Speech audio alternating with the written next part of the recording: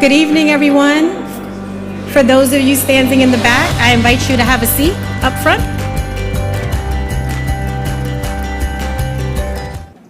Ready? Okay. Be back in one more minute.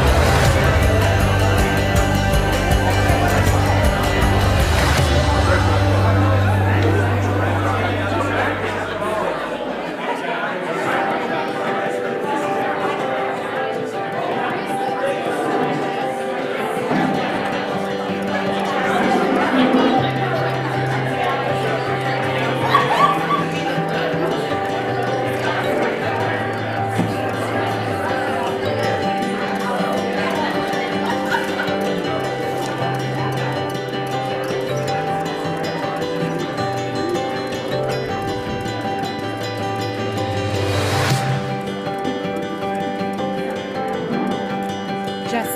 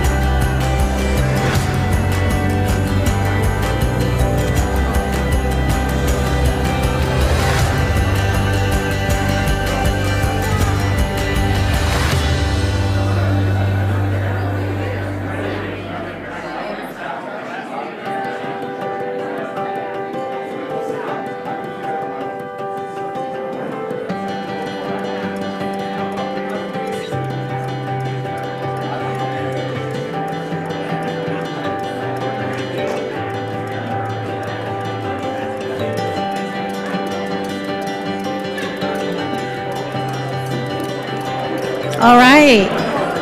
Third time's a charm. We're about to get started, everyone. So I invite those of you sitting in the back, standing in the back, if you want to find some seats, get comfortable. All right. So good evening, alumni and friends. My name is Danielle Odom, and I'm the Director of Alumni Engagement at UMBC. On behalf of the Office of Institutional Advancement, I am pleased to welcome our New York City alumni and friends to the last stop on the Retriever Grateful Tour. Give yourselves a round of applause. This tour has had stops in Annapolis and Montgomery County, Maryland, Washington, D.C., San Francisco, Seattle, Raleigh-Durham, Philadelphia, and now New York. And it's our way of thanking and celebrating Dr. Hrabowski for his 3 decades of transformational leadership. With us are a number of special guests that I'd like to have stand so they can be recognized. First and foremost, Mrs. Jackie Hrabowski.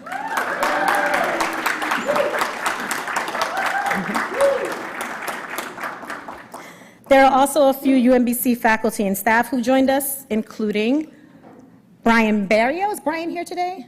He should be here with us shortly. Brian Barrio, he'll be joining us, Director of Athletics, Physical Education, and Recreation. Dr. Doug Lambden, Professor of Economics and Affiliate Faculty in the School of Public Policy. And Vice President for Institutional Advancement, Greg Simmons, who you'll hear from later today. I would also like to acknowledge our alumni board members, Nathaniel Kim, who is here with us, and Scott Hayek, who's joining us virtually. It's fitting that our last event is in New York City. In the years we've hosted regional programs, New York is where we've been the most and where we always feel the energy of being in the city. It is also my hometown, as I was born and raised a few train stops uptown in the Bronx, where I lived for almost 30 years. What I love most about New York is the grit, which is so synonymous with the UMBC experience. Tonight's event also holds special meaning because it provides me a chance to share my own Freeman story. Before coming to UMBC in 2006, I first worked at my own alma mater, St. John's University, and then at Columbia University. While both were wonderful experiences, I was ready to leave New York and wanted a new experience in higher education. As I looked for opportunities in the DMV area, the one that piqued my interest most was becoming the Assistant Director of Alumni Relations at UMBC. I recall reading Doc's biography and articles in local news and was so inspired by all he had accomplished in his life, as well as what he had done for UMBC. At that time in 2006, UMBC was steadily growing in national reputation. Also, at that time, I didn't know many schools outside of HBCUs that had an African-American president at the helm. So working at a school like UMBC in one of the finest university systems in the country was an experience I actively sought out. Well, I got the job.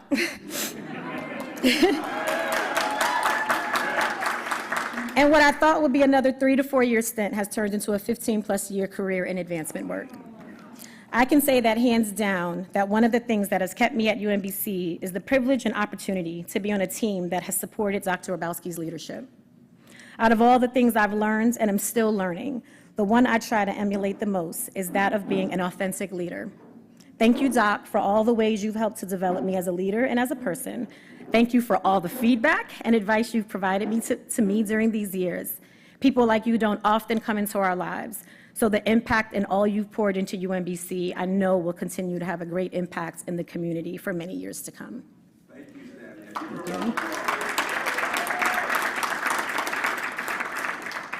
And now, please turn your attention to the screen for a 3.5-minute video that only touches the surface of milestone moments under the leadership of Dr. Hrabowski. Show UMBC some love with claps for moments that you remember.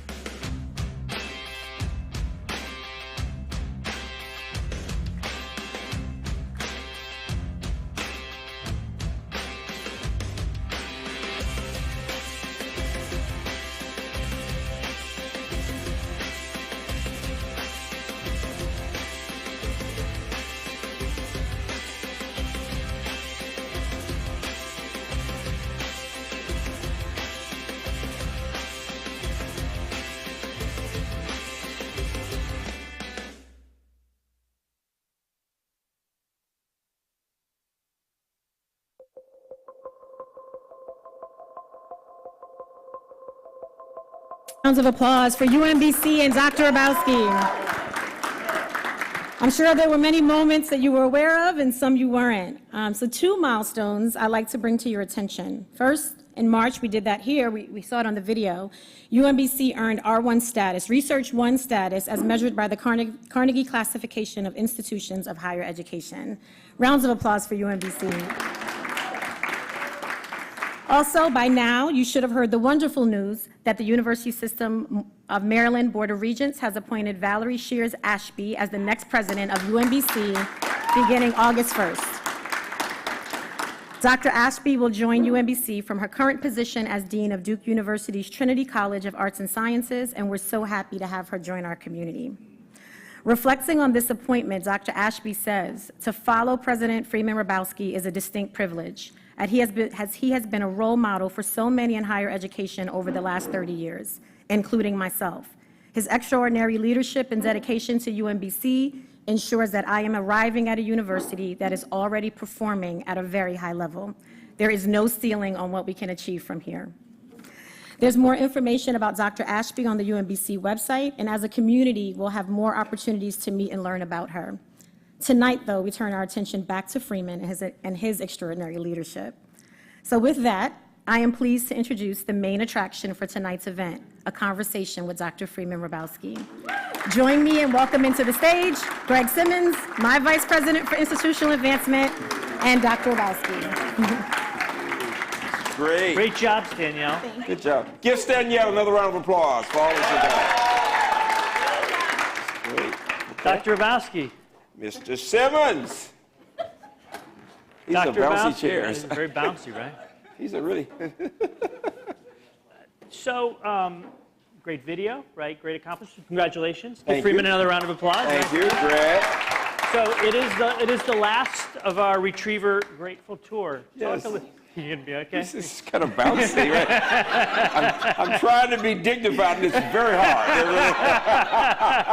I am so bouncy We can here. stand up. We can lean on the table if you like. No, it's fine. It's great. Talk about Retriever Grateful. What does it mean to you? This is Sure. about people thanking you for what you've done for us for 30 years. You know, Greg only tells me a part of the truth when he talks to me. It's like Emily Dickinson. Tell the truth, but tell it slant, right?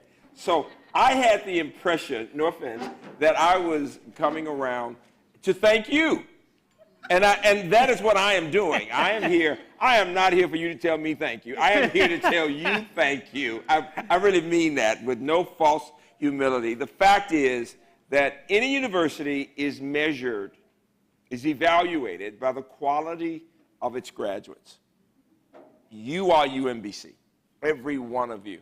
And from the arts to the humanities to science and engineering, as I'm listening to your stories tonight, you are UMBC. And so I'm here, and I really mean it, to say thank you, and to say thank you to the UMBC community, if you think about it. The university always belongs to the alumni. It is always your home. It will always be in my heart, and Jackie's in my heart, but the fact is it belongs to the alumni. And that's, of all the messages, it is just that. You are UMBC. When I had people tonight telling me about having a CEO who was a graduate of UVA, I love that. I really did. This New York Life, somewhere, I loved it. Wait a minute. And I thought about the fact that wherever we've gone, Somehow, there have been people paired together between UMBC and UVA. Right. One alumna told us that she made her husband wear the shirt that said 16/1. So let's just get that one out of the way. We can talk about it. Give a round of applause for beating UVA. We love UVA. We love them. We made them much better. Remember that. We made them much better. All right. We love them. All right. Go ahead. Go ahead. I was sitting over here, and Richard and Doug were watching the video, and they were commenting on all the buildings that they didn't know quite what they were, right? So $1 billion in construction over the last 30 years. And it's more than just the buildings, right? It's the trees, right? You always say you can measure your presidency by the trees. So why has the state of Maryland invested so much over the past 30 years? And what does that say? Sure. We are so privileged that the state understands that we are recognized nationally and beyond for the quality of the enterprise. And what's exciting about that is that the state realizes that its future, its economy are all inextricably tied to the future of higher education. And we are the youngest and with more national visibility than anybody. I mean, it's a wonderful story. It really is. We've got other great campuses, of course, but what's significant is that the Speaker of the House is a psychology major from UMBC. First woman and first black Speaker of the House. Give Adrian Jones a round of applause. And then other delegates who are there from policy areas and others, but others whose children have come to us. So people know UMBC. When you say you are a graduate of UMBC, people are proud. And they would go, oh, must be smart. Oh. It's a nice story, it really is. And that's why we've been able to get $1 billion in construction. It's made all the difference. It really has. What does this R1 status mean? And how can it continue to kind of be part of our trajectory? Sure. For years, we have had the revenues necessary. Scientists in the room like Dr. Kim, all right, at Sloan Kettering, another place, I love it, and PhD from Columbia. Give him a round of applause. And scientists understand that the revenues come in with the grants, of course, okay? But we needed to build even more investment in humanities and social sciences to be comprehensive. And that's what we got that's so nice. Comprehensive from the social sciences, the humanities, the creative arts. They looked at that whole picture. And based on that, and then I like the fact that we're Research One and we still care a lot about our undergraduates. A lot of times big research campuses care about the grad students. We care. You remember when I told y'all, look to your left, look to your right? And other places will say, one of you will not graduate. We say, all three of you will graduate, and if you don't, we fail, and we don't plan to fail. Give UMBC a hand for that. It's a big deal. It's a big deal. So we are one of 146. There are 4,000 universities in the country. Think about it. So it's a big deal that we're there. And most of the publics that are Research One have twice as many students, twice as many faculty, so they have more grant money because they've got more people. So pound for pound, we just do much more. Pound for pound, much more. I have to say this about Doug Lambden, who is in the back in economics. He told me, I was talking about our graduate, Jim Clements, who is a great American story. First, you saw him on the video, first in his family to go to college, he and his twin brother. And amazingly, went on, got PhD in computing from us, undergrad through PhD, now president of Clemson. Well, he sends for me on the jet. You see, Clemson, any big football school has a jet, all right? And I know how to act like I'm supposed to be there, okay? But I always say, but I have one too. And they go, what? Nobody in Maryland has a jet. Yeah, it's called Southwest, all right? And I get first class, the exit row. Do you know that? Well, I'll tell you that story because Doug told me his story. He says the faculty have a limousine on our campus. We escort people around. We transport the faculty around in the UMBC limousine. It's the UMBC mega bus. That's what he writes. And he pays for that. So we have this language that we use about limousines and jets, all right? Remember that. You mentioned Nate, alumni board member. You talked about Jim Clements with the orange socks, if anybody saw in the video. And we have graduates who are doing extraordinary things all over the country, all around the world, and not just in the lab, great teachers and social workers and musicians and real estate.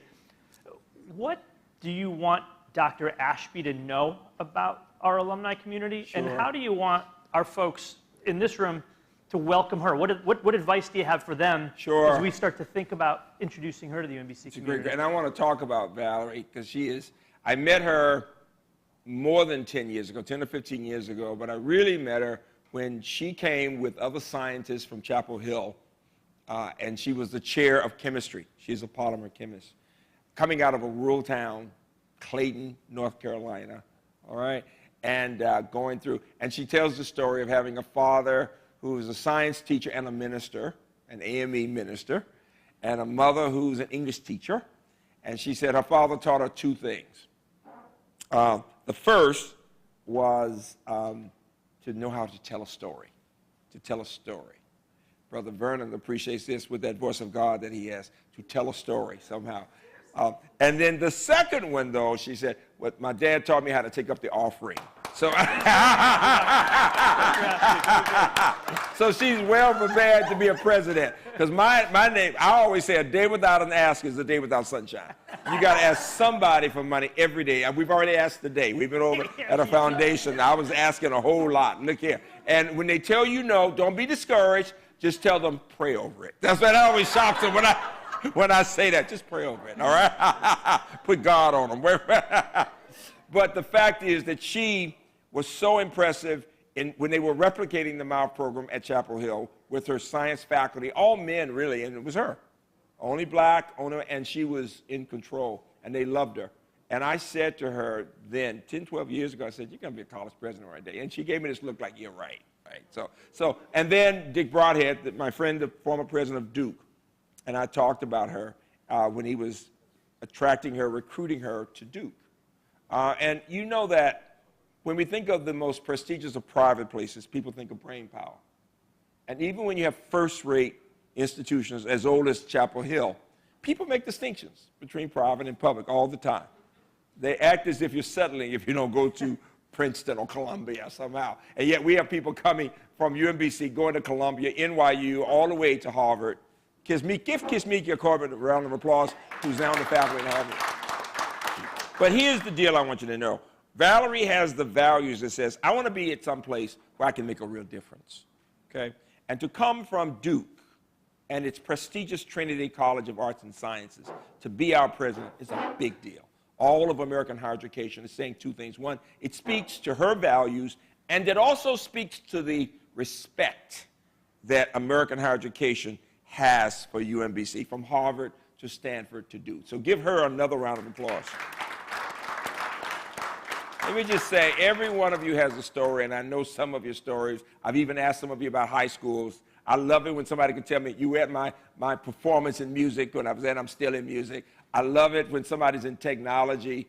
I kind of pushed Arash into technology somehow. He was a big political science kind of guy, going to change the world, and he still does some of that. But I love the fact that we know the stories, and we know the fact that so many of you had at least one parent from another country. How many of you in this room have at least one parent from another country? Raise your hands. Look around the room.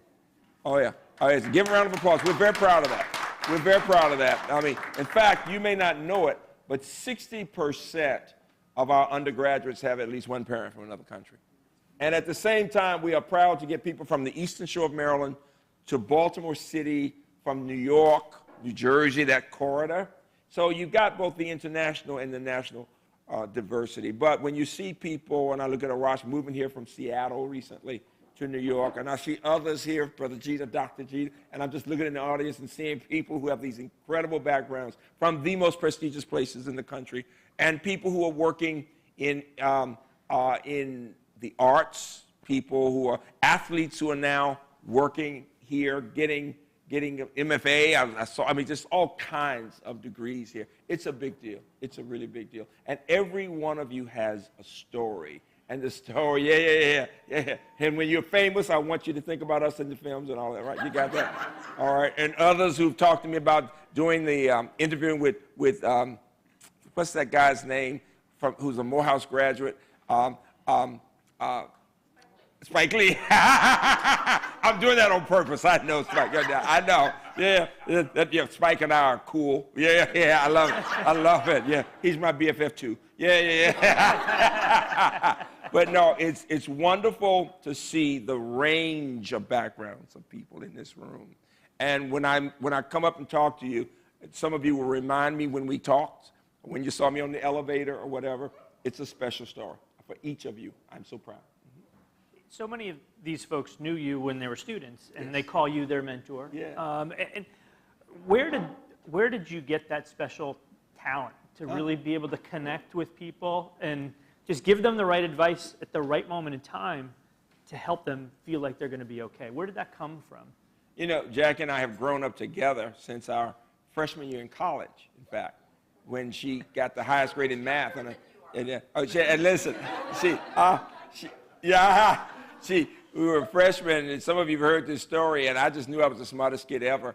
And the professor gave back the first test in calculus, and the professor said they were calling the names in descending order for the A's. So I knew I was number one. I was getting ready to get up, get it. Didn't call my name. Went all the way down to the end. I barely got an A minus. And I was 15. I had tears coming. I had never known how much I was at the bottom of the top group, right? And all of a sudden, the professor said, Coleman, you can come get your paper. And all of a sudden, a girl got up. This is the way we call each other girls and boys, right? And she was cute. And I said, and I'm so angry at the same time, and I holler out, I'm going to marry her one day.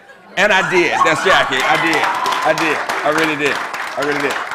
But young man, let me just say this to you. She laughed at me for 2 years. She wouldn't give me a chance. We were very good friends. She thought I was so silly. But I tell you that story because we grew up together mentoring younger students. We saw our parents, who were all teachers, helping people. And so we have spent our lives thinking about how to mentor and how to be supported, how to be a champion.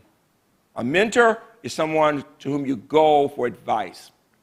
A champion or an advocate is somebody who will knock down a door for you, a call, and say, why haven't you looked at them, right? Everybody deserves to have both mentors and champions. It's very important. And we at UMBC, just as in the case in my home, in our home, we love seeing our mentors, mentees, groomed and developing every day. And that's who you all are, for sure. You know, as a leader, you've got a lot, we call them Freemanisms on campus, right? Freeman's got all these things that he says, right? Your success is never final. Tell the truth, tell it slant, all of these different things. The one that I've always found the hardest to say and also the hardest to do is when you say leaders can never not lead. And that, I think, it's the last couple years, it's been as hard as ever. Oh, what does that mean? Yeah. You know, you heard me say my mother's an English teacher, as Valerie's, and her mother quoted Shakespeare a lot. Mine quoted Zora Neale Hurston all the way to Emily Dickinson, The Range. But every time we talked about leaders not leading, that's a double negative, you know, right? English teachers would say. But in math, a minus times a minus is a positive. So when you say leaders can never lead, it means leaders are always leading, right? Your thoughts, your words, your actions, your behavior. People are watching all the time. And during COVID, all of you know this, it was so easy for all of us to be down and insecure and worried about what's going to happen to all of us. It's just a real challenge, whether you were at the height of your career or just in the middle of it, what's going to happen, right? And it was so important for the leaders at UMBC, faculty, staff, and student leaders, to think about how to keep a positive attitude and to remember we can elevate people or we can depress people. And that's why whenever we were ending our Zoom meetings, WebEx meetings, my last line, they knew I was going to say it, keep hope alive. That in the darkest days, we must keep the hope. And I've known that since I was a child, sitting in jail with the civil rights movement, that we had to keep the hope in the faith. So important for everyone in the room, very much so. It is hard, though, right? It is exhausting, and you are, well, let's just put it this way. He found out about the R1 status about 3:30 in the morning, and the good news is he didn't call us, right? But, you know, you work constantly. Yeah. Jackie has a work ethic that's unparalleled. So how do you maintain, how do you stay healthy, right? And how do you stay positive? How do you do, what makes the difference in terms of the balance? Sure. It's so funny. I was reading this email at 3:30 in the morning, and I couldn't believe what I was reading because I thought we'd get R1 status 3 years from now. I said, you all are going to call me to tell me. And I actually put some water on my face. Now, you might say, well, were you working there? No, but as you get older, you'll understand that older people have to get up in the middle of the night. Let's just say, keep living and you'll know what I'm talking about, all right? Just keep on living. If you're laughing now, just keep living. You will appreciate that, all right? And I looked at it, and it was amazing. It really was. But the question of how do you keep that positive attitude, I find that our students and others, sometimes colleagues, can be the major source of inspiration. Because every one of us goes through challenging times. Everybody in this room has more than one story. And while we might know the good stuff, everybody has gone through the tough stuff. And everybody gets knocked down at some point. And often more than once. And it's that grit that says, I got to get back up. There's a song in church that says, we fall down, but we get up, right? And as Maya Angelou says, and still I rise. And still I rise. I love that poetry. And still I rise, right? And that is what keeps me going, hearing my wife elevating me, pushing me to be better. We do that for each other. And hearing our students and colleagues saying, we will get through this. We will get through this. We'll be okay. You know, so tonight really is about our reflecting on who are we as a UMBC community. And you've got some faculty and staff here and wonderful alumni, and some have plus ones, and I've heard plus ones saying they really believe in UMBC, right? When people, there's something magical about UMBC. When you walk around, you see people of all backgrounds, and you see people mingling from all backgrounds together. It's not just every group to itself. There are times when it's wonderful, when any group might do whatever together, but the idea that people from all over the world, from all religions, all races and ethnicities, all backgrounds, any kind of diversity you can think of, LGBTQ, or the race, or the gender, and the physical disabilities, all those things, you see people connected. And when you leave UMBC, you know more about how you work with different people. That's the other part. You've not just been with people like yourselves. So when you go to your job or into grad school, you've seen people of all backgrounds. There's something magical about that. I like saying, when you walk around the UMBC campus, pre-COVID or now post-COVID, during COVID it was quiet. It was, everywhere. But now we're back to it, and before, it feels like the Plaza of Nations at the UN. You know what I mean? All those people from all over the world. That's something, we are what America wants to be. It's not just the people from all over, but people connected and getting to know each other. That's the significance of UMBC. That's why one day I want your family members coming. I want you to be saying, I want my son and daughter to think about UMBC as a strong possibility. And more generations are sending their children back. It's a nice story. It really is. What do you want the campus to look like and be doing 50 years from now? Sure. Do you think Sure. that far down? Yeah. Greg will talk about some of this. We are still so young. We're 55 years old. When I got the honorary degree from Harvard, it's interesting that Drew Faust said, and I said I accepted it on behalf of the UMBC community. It was all of us, because she got up and said, when it comes to the UMBC product, from the humanities to the sciences, 2 words we use when talking about UMBC: consistently superb, well prepared, right? And she said the oldest, 1636, salutes the youngest, 1966. Not a bad story, not a bad story. And that message, so now when you got people there on the faculty, from immunology to biochemistry, or at Columbia on the faculty in the classics, I mean, it's amazing. A young man who literally, at UMBC and St. Andrews, and now associate professor. So from the classics to biochemistry to other areas, it's a big deal. It is. And I would hope that in 50 years, that the light will be shining even more on us. The more the light shines on UMBC, the more people want to invest in us and support us. So we've gone, he'll talk about the endowment that's coming up, but I'd like to see it triple-fold by then, easily. See, it's easier, it's harder to go from 1 million to 150, 160 million than it is to get to a $500 million, because money begets money. And once people see you're getting money, they want to give you more money, right? So you think about Harvard at $50 billion, right? Or Howard Hughes Medical Institutions at $24 billion in Maryland. And they are investing in us more and more as we help them replicate what we do. As Chan Zuckerberg is replicating what we do out at Berkeley and San Diego. And the idea that places are appreciating the significance of UMBC across disciplines, across races. And so that will happen more and more. And as you continue to succeed and give back and talk about us, the image continues to go up. To have the Dean of Duke coming to us says, we've come a long way. Believe me, it's a wonderful story. It really is. So when you started, this is my last question, Stan, and I think we'll take some questions from the audience. And she's so good. That's her way of telling us to Yeah, you see how she got up very quietly and stood over there? That was her way of saying it's time for y'all to shut up. Just see the microphone Look, a little bit. You see how she did? I'm calling her out. You see how she's over there very quiet, but I got that eye. I know she's telling us it's time so we can just have some fun with the food because we were cooking all night. You got to hear. We were cooking all. I still cook all night. All right.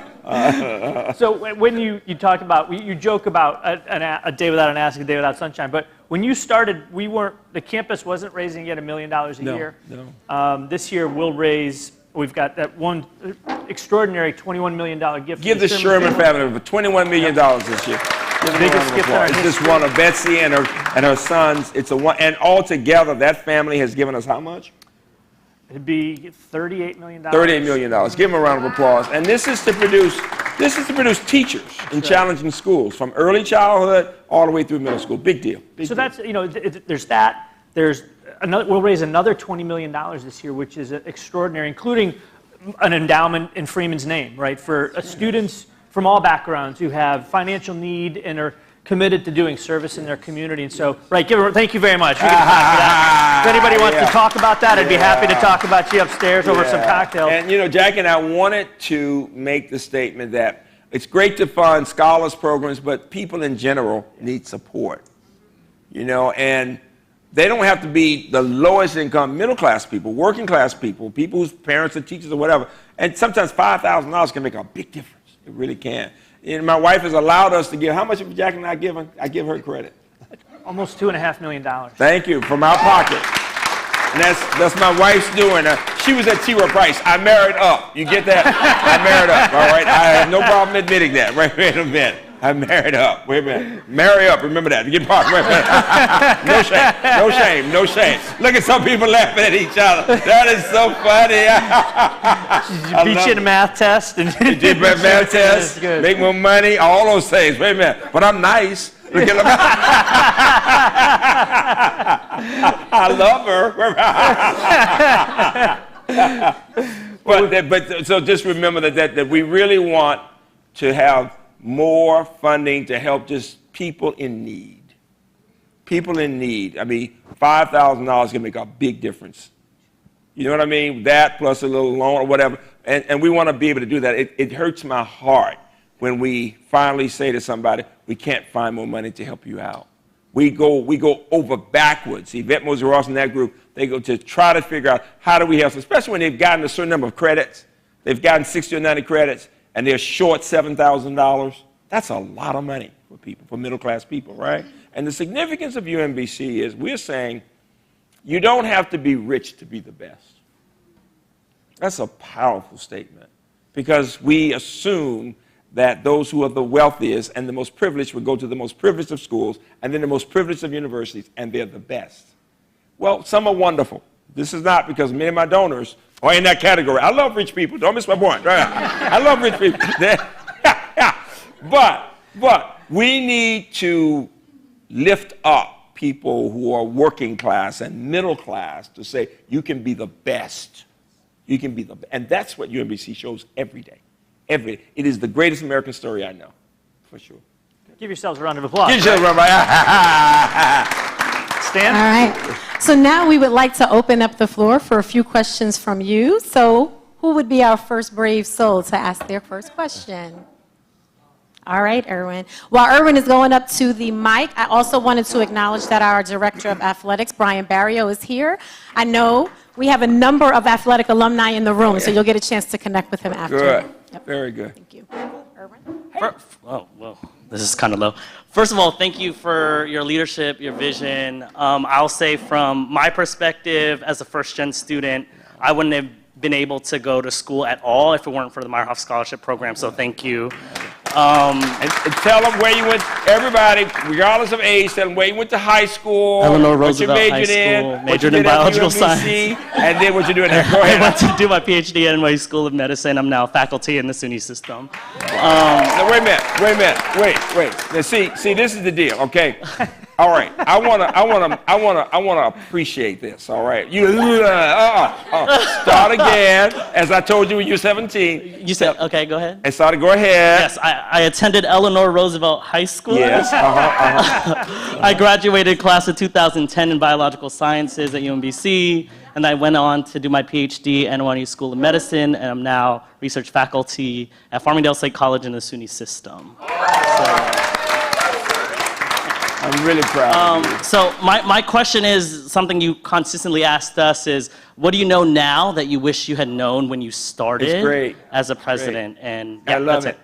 You sound like a faculty member. I love it. I love it. It is so great to hear you saying all that. It just gives me goosebumps.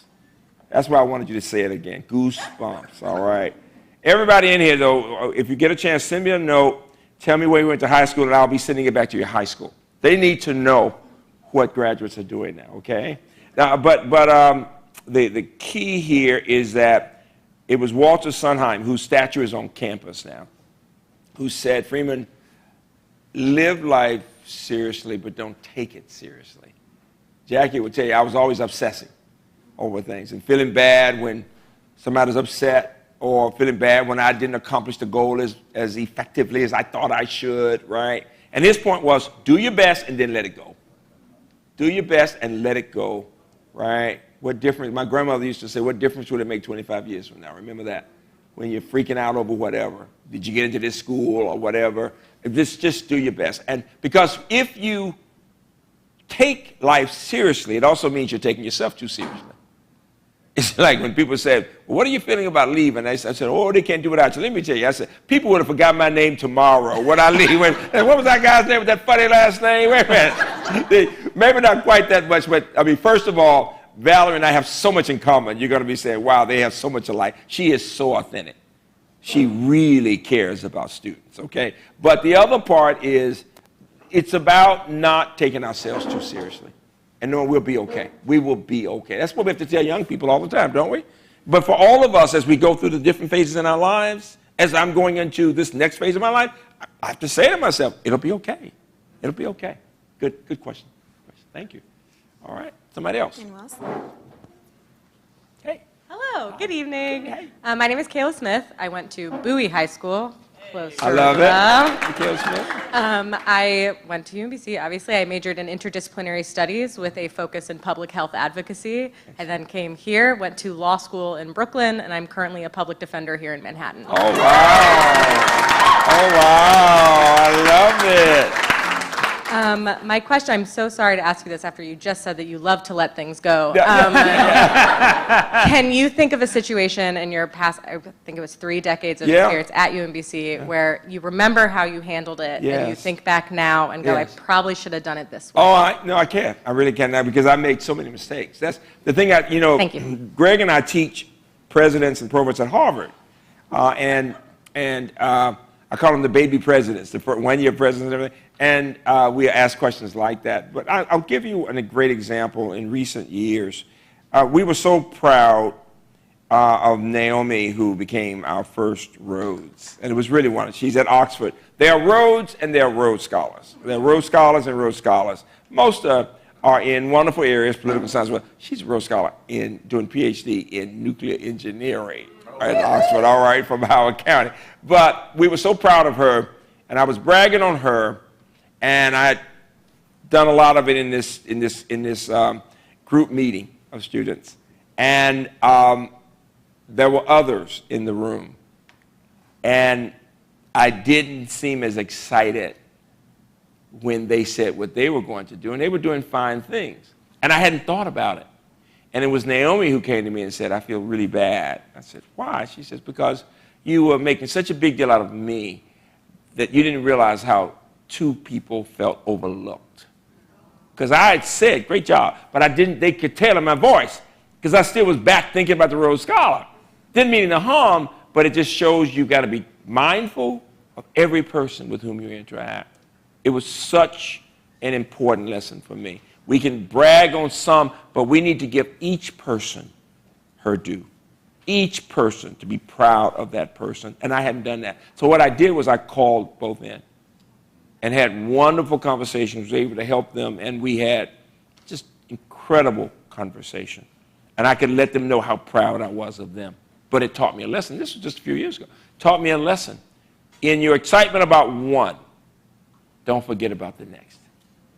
It's such a subtle message, because I wasn't trying to do anything wrong, but people look at your face. It's like I'm like a parent. It's like if you treat one child one way and you don't give that kind of support to the next, that person thinks, well, I must not be as important, right?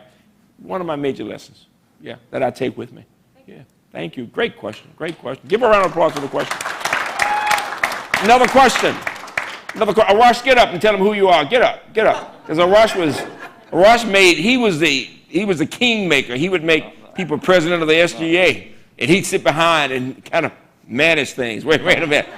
Tell them where your folks are from, where you were working, where you're working now. So, hey guys, I'm Arash.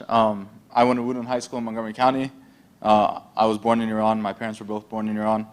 And I graduated from UMBC with a bachelor's in political science and then a master's in information systems. And I've worked in Microsoft and Snapchat. So, everyone, download Snapchat, please. Thank you. And how long have you been here in New York? About a month and a half. Very good. Very nice. And he's married to a UMBC graduate. Yes. Yeah, yes, very proud yes. of him. That's a very good story. We met on our freshman floor dorm. So. Oh, did you really? It would not have happened if not for UMBC. Oh, that's nice. That's nice. Potomac. And please tell her we will pray for her, okay? Hey there. Hello, everyone. Hello, I'm Chanel. I graduated UMBC in 2018. I went to high school actually here in New York. I'm a New York native, so shout out to New York. And I majored in mathematics, minored in chemistry and sociology. Amen. And currently now I am at Apple as a machine learning software engineer. I love it. Very exciting. Very exciting. So I am really passionate about leadership and again, mentorship. I would love for you to give us an inside peek in what your routine looks like. Because love that. In order to accomplish a goal, you have to have a plan. Yes. And so how do you plan your days, your months, your weeks in order to accomplish those goals? Oh, it's great. Give a round of applause for the question. And I really like the fact that she is in a technical area, but has great people skills. You feel it. Give her a round of applause for that. We got math majors all over the place, trading and everything, making money, thinking about a big check for me here and here. But here's what I would say, and Greg knows best, and Jackie knows best. I was going to say, I might correct his answer, so Yeah, I'm anxious to hear what he's going to say. No, first of all, it has been so helpful to have people who help me organize myself. Very much so, because organization matters. Some of you may remember I would say to students come to UMBC, do you keep your room clean? Because it's about organization now. Jackie might laugh because her side is always perfect. And my side, she wants to go clean up, and I don't want her to. This is just inside joke. But if you came here, you'd say, there's Jackie's side, there's his side, right? So I am not the most organized person. But I've had to learn to be more organized because our days may be 12 to 15 hours, all right? 6.5 days a week. All right, and so between outside commitments and serving on corporate boards, all the way to having a speaking agent and going around the country speaking, and then making sure that we have all the traditional meetings that I have to be on campus, and then making sure that I go out and walk around campus all the time. Because sometimes I'm before COVID, I was in a different city every 2 or 3 days. The campus had said to me years ago, we need to become more nationally known. So build our brand, right? And I agreed to do that, and I charge when I'm out of state, but this is the money that Jackie and I are giving that, and her own money that she gives, you know. So everybody knows we get a lot, but we give a lot, number one. But most important, having organization, being able to write it out, what you're going to be doing during the week. And then secondly, I have found that getting feedback from people, because people have said, your calendar reflects your priorities. You know, whatever you really believe in, whatever's really important, will get more of your time. Both doing your work in the day, and we all tend to want to do more of what we like to do, when sometimes we need to be getting some other things done, right? And I always wanted to do things that would also, Jack and I talked about this as we were getting older, to enhance life. So we have a teacher in Tai Chi once a week. We go to acupuncture once a week.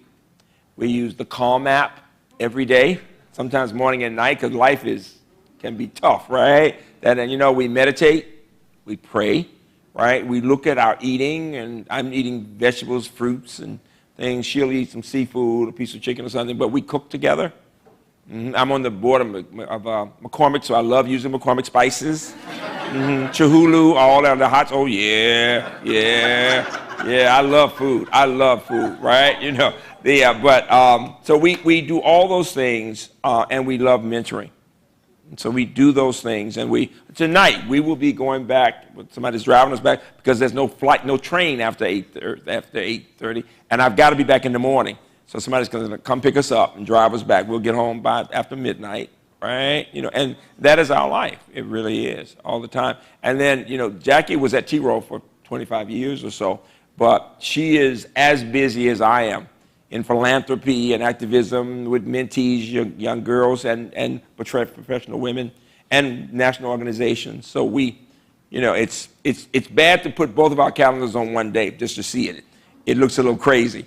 So I like to separate them a lot. But most important, being organized really does make a difference, and being deliberate and mindful. Because you can just be doing a lot of things without even realizing how much time you're spending. It's an excellent question. It really is. Excellent question. Let's give a round of applause. Let's get one last question. One more question? Okay, one more Somebody question. Else. Anybody? One last question. Yep. Two last questions. Then we'll stop. Okay, go ahead. Hello, I'm Jaden. I went to, we're doing high school, right? Yes, I went to Catonsville High School, Baltimore County. Wow. Literally across the street. Yeah. And then I went to UMBC, of course, Yeah. for undergrad, and then I went to law school at Rutgers. Where'd you major in undergrad? I majored in financial economics. Oh, very nice, though. And then, And now I'm an assistant district attorney in Queens. I'm a prosecutor. get out of here. Wow.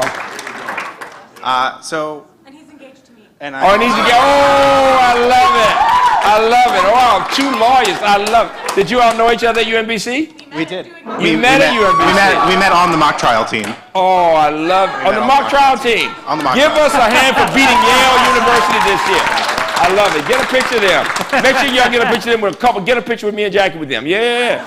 UMBC. I love Also, it. a little bit of another flex. I was the president of mock trial in Oh, wow. 2017. Oh, wow. But my question is, so when you advance, as you move up in your career, there's a lot of time for self-doubt. There's a lot of room to doubt yourself. Yes. There's a lot of room for imposter syndrome. Yeah.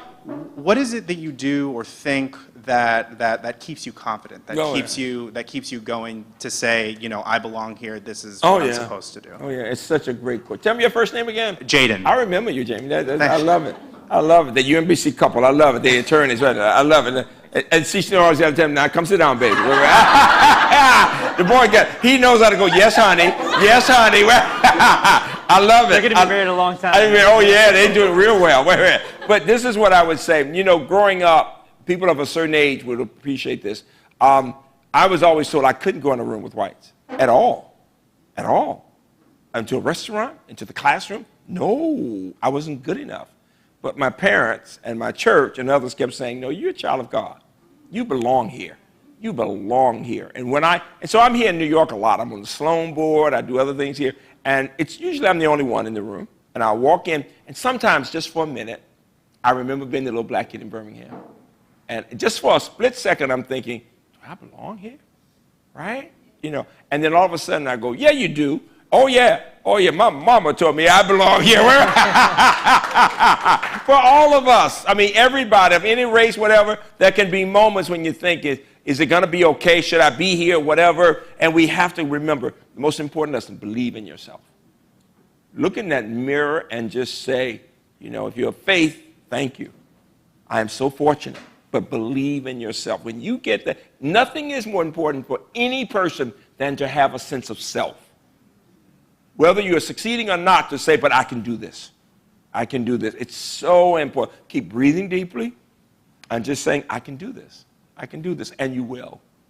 And your attitude makes such a difference. And with your children, let them know you can do anything. Just hard work, right? Having the right attitude, humility, but confidence. It's that balancing of confidence on the one hand and humility on the other. It's a great question. It really is. Last question from the voice of God. I want you all to hear his voice. And tell him where you went to high school, all the way back, and grad school, everything. Good evening, peace and blessings. Oh, Jesus. Give him a round of applause for that voice. If I had that voice, he's from the 80s crowd. If I had his voice, yes. Doug, I could raise so much more money. I could get the trade. He'd be writing me a check right now. Here, Dr. Bowles, can take that. Go ahead. Good evening, everyone. My name is Adonis Vernon, and I graduated from Blue Ribbon Dulaney High School, class of 77.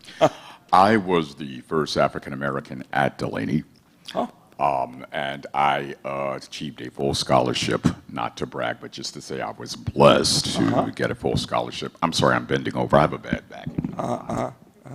Better. I received a full scholarship to University of Maryland. And I was a double major. Quick story. Great. I was blessed with brains and talent. My mother wanted me to be a lawyer or a doctor. My father, who had played in the band with B.B. King and Bobby Blue Bland, wanted me to be the next Sammy Davis Jr. So I was caught between the two. So I was a double major, political science, pre-law, and performing arts, theater and dance. Yeah, very nice. Now, before he says anything else, because I wanted to hear this in all of you, there was a time when I was president, in my early years, I would go to people's home or their office where they had the diploma, and the diploma actually said, University of Maryland. We are children of that. Well, but listen, you can, because I want you to trade yours. Son, you didn't graduate from University of Maryland. I'm talking about son. Wait a minute. You graduated from UMBC. Baltimore County. Yes. But they were taught. I mean, literally, it was in College Park wanted us to keep saying we were University of Maryland. I was, we UMBC. Yes. We love them. They're fine. But we are our own. You got it? Absolutely. Went on to get a full scholarship here to NYU Tisch, where again, I was the only African-American in the master's program. So talk about pressure. Yeah. And we had to represent the race Yeah. back then. There was busing back then. And my father, many times I wanted to quit. I won a national gymnastics championship for Dulaney at the state level. And talk about bullying. I was bullied a lot. So when you say you were the only one in the room, Doctor, Yeah. I do respect and appreciate that. So I came here and did Broadway, off-Broadway, broadcast journalism for television and radio. And a lot of people may think that they know me, but you probably heard me hawking something on the radio. May I have a quick moment to you? Yes. Did you feel it? Something big just dropped. The Access 3 home equity line rate from SunTrust just hit rock bottom. With a rate this low, there's never been a better time to take advantage of the equity in your home. Now, SunTrust brings it all within your reach. Did we get that on video? Did we get that on video? I love SunTrust sponsorship now. I love My question to you, Doctor, Yes. has anyone ever had the privilege of doing an audio version of your book, which you signed for me tonight, or your life story? Because it definitely should be put on film, and I would be honored to do the voiceover. for you. Entrepreneurial. You're here. Entrepreneurial. I love it. I love it. Is that you good, boy? You very good. You keep talking to Greg. You good. Day without an ask is a day without Day without an ask. sound. You good. You're very good. No, that's the most sonorous voice I've heard. I mean, you and James Earl Jones are right there together. You really are, and you're younger. So yeah. That's excellent. That's excellent. Listen, I know Staniela's coming up now. Let's give a round of applause to Dr. Hrabowski and Greg. This has been so much fun. This has Thank you been so so much fun.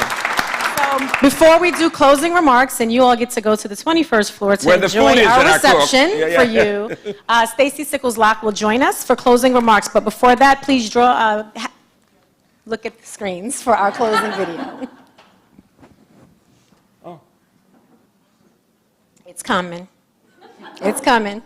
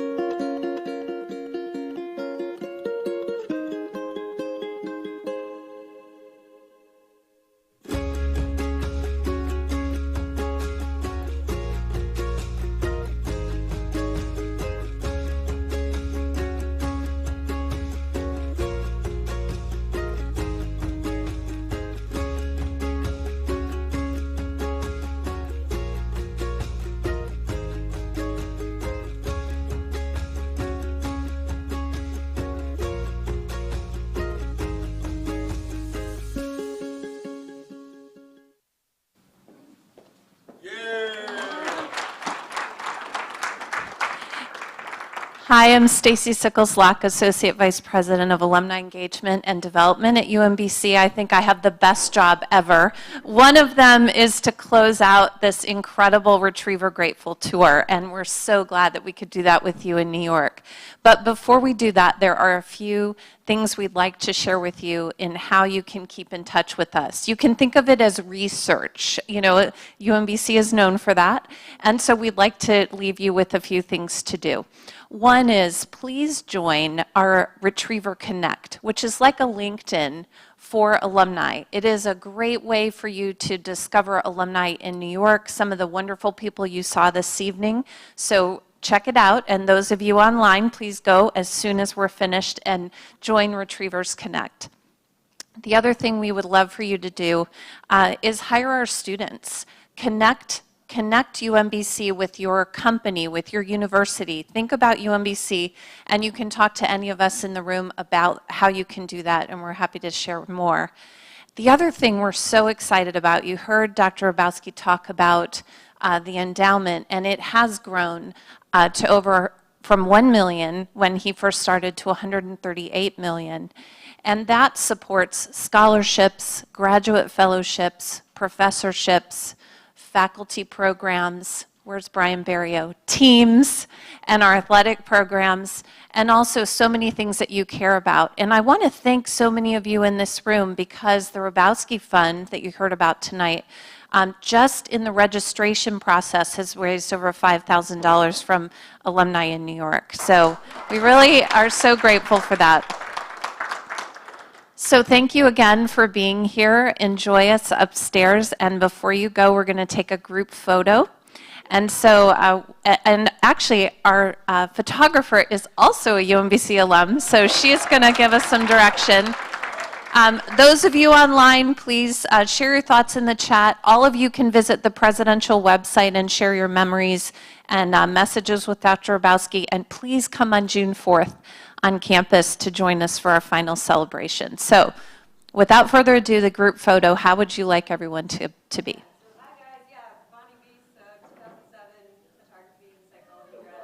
Yay, yay.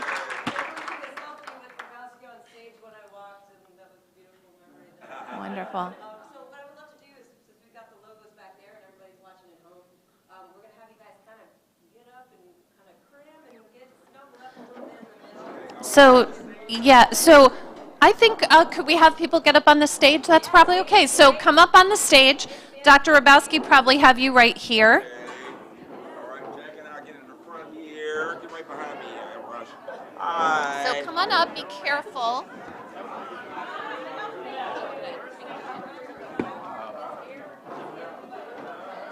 Can I give you this? Person. You know. Let's have some tall people in the back.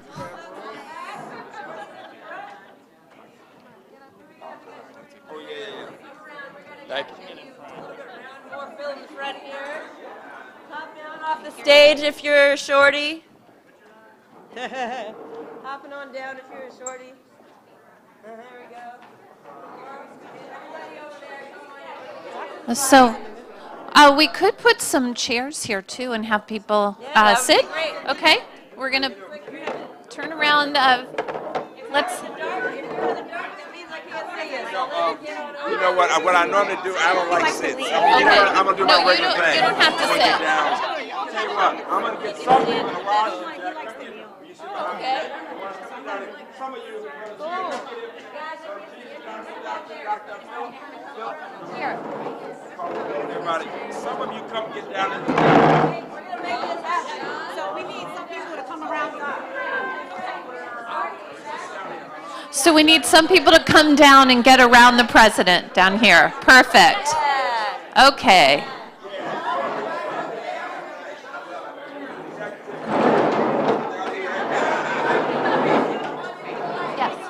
Yes, sorry. I'm trying to give us. All right.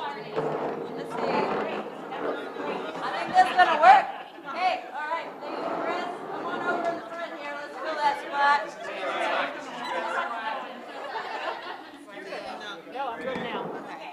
That's gonna work. All right. I'm gonna get up higher. Jess. Somebody want to hold this? Come on, everybody. And that was the end of me. Okay. All right, everybody. Let's make sure my light is good and we're cracking. So, Madam Photographer, if you let me do this, it always works out well. Watch this. On the count of 3, I want everybody to say UMBC. The C gives a nice smile. You got it? Yeah. Hold that C. Here we go. Yeah. 1, 2, 3. UMBC. Got it, guys. All right. One more. All right. Doggone it. Somebody take my camera. I need just one. Everybody, no, you want your picture standing there? Okay, let me give you the right here. All right, yeah. Oh, that's sweet. Okay, on this time I have another word. It's a very important word, a very academic word. The word is money. Ooh. Ooh, I get goosebumps. Ooh. So when you say it, go money. Nice smile. You ready? 1, 2, 3. Money. Okay, now somebody with a video, you got to get this now. Okay, you're going to repeat after me. Video with this. Here we go. And you know what this is. You're going to repeat these words. Thoughts, words, actions, habits, character, destiny. Again, thoughts, words, actions, habits, character, destiny. Okay, here's your test. Watch your thoughts say become your words. Some of you knew it, some of you didn't. We're going to be mindful, and it's like you're cramming for a test. I'll do it one more time, and then I want you to say it like you're at the UVA basketball game. You got it? Okay, thoughts, words, actions, habits, character, destiny. What your thoughts say become your words. What your words say become your actions. What your actions say become your what your habits say become your what your character becomes your destiny. Yeah, UMBC. UMBC. UMBC.